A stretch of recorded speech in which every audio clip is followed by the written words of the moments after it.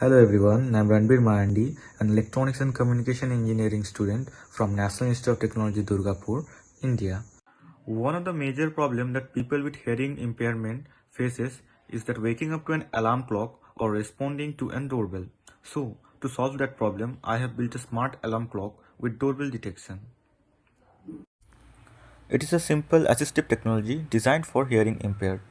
This device alerts through vibration and light instead of sound.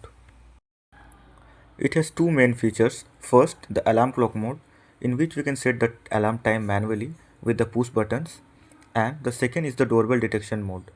It uses the microphone sensor to detect the doorbell's unique sound pattern and instantly triggers the alert system.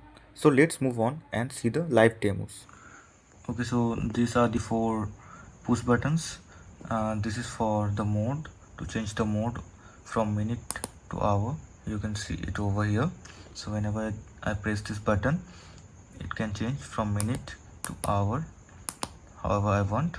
So this is the increment button, this is decrement button, and this is the stop button. So the stop button is to stop the alarm. So if I press the increment button, you can see that the alarm time is changing. Similarly, I can decrement it.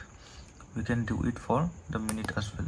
You can see that the hour changed to minute. Now I can just change the minute button. So this is the microphone module of the system. It is used to detect the doorbell sound. So whenever it detects a doorbell sound, the lights blinks very fast and the motor vibrates as well.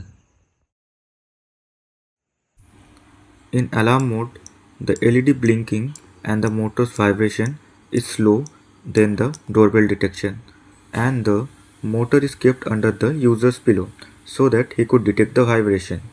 So when the user detects the vibration and the blinking of the LED, he wakes up.